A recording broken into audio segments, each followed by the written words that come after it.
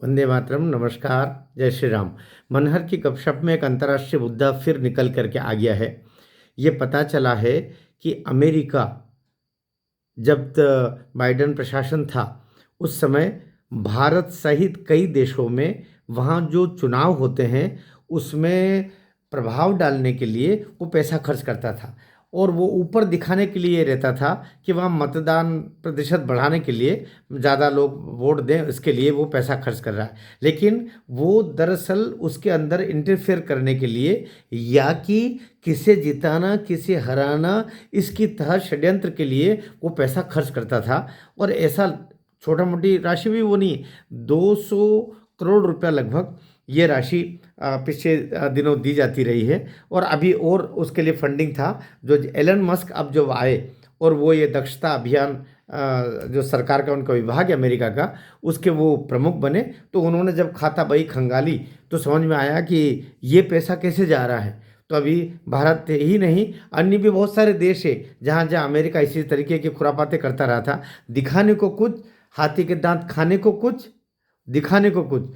तो वहाँ के मतदान का प्रतिशत बढ़ाने के लिए या मतदान को बढ़ाने के लिए एक ऐसा खर्च कर रहे हैं। लेकिन दरअसल वह पैसा, निश्चित रूप से वह पैसा उस देश में मतदान प्रक्रिया को प्रभावित करके और किसी को जिताना, किसी को हराना, किसी के साथ षड्यंत्र करना, किसी को आगे बढ़ा देना, किसी को पीछे कर देना, इस काम के लिए किया जाता रहा होगा, ऐसा निश्चित रूप से माना जाना चाहिए। और अब अंदेशा ये हो रहा है, नरेंद्र मोदी जैसा विश्व नेता जिसके आगे दुनिया शीश नवाती है, वो केवल 1.5 लाख वोटों से जीत पाया वाराणसी का चुनाव।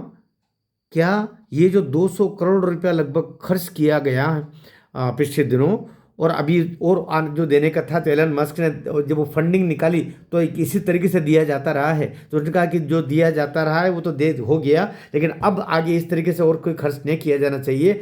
इसका मतलब ये क्या मोदी जी के खिलाफ, मोदी जी को हराने के लिए एक बड़ा षड्यंत्र किया था बाइडेन प्रशासन ने। क्योंकि जो सोरस है, सोरस ने तो अमेरिका में खुलेआम बोला था कि हम मोदी को हराएंगे, हम बीजेपी को हराएंगे और मोदी को हराएंगे। ऐसे में, और सोरस कौन है? राहुल गांधी के दूर के रिश्ते के मामा। तो कुल मिलाकर के ये षड्यंत्र जो था, ये राहुल के इशारे पर या राहुल के को साथ में लेते हुए जो अमेरिका का सोरोस के माध्यम से किया गया षड्यंत्र था, जिसके एक परत निकल के आई है अभी। इसलिए बीजेपी का जो सोशल मीडिया को देखते अमित मालवीय, उन्होंने कहा है कि ये निश्चित रूप से बीजेपी के खिलाफ और मोदी जी के खिलाफ और हमारी सरकार के खिलाफ एक बड़ा षड्यंत्र था जो असफल हो गया। उनकी योजना तो सफल करने की थी, लेकिन वो असफल हो गया। इसकी पुनः जांच की जानी चाहिए। और ये वैश्विक स्तर पर बड़ा षड्यंत्र है। एलन मस्क और अभी ट्रंप प्रशासन को तो बहुत बहुत धन्यवाद कि उन्होंने इसको उजागर किया है। ऐसे न जाने कितने और षड्यंत्र भारत के खिलाफ वहाँ पर किए जाते रहे होंगे बाइडेन प्रशासन के द्वारा, उनकी जाँच की जा रही है। और ये अगर मोदी जी को हराने के लिए वो पैसा आया है तो इनकी हलक से वापस निकालना चाहिए। ये पैसा किस तरीके से यहाँ मिला, किनको मिला, किस तरीके से खर्च किया। मैं सोचता हूँ कि भारत सरकार को इस पर कार्रवाई करते हुए कोई एसआईटी का गठन करके ये जानकारी निकालनी चाहिए। इसको हल्के में नहीं लेना चाहिए।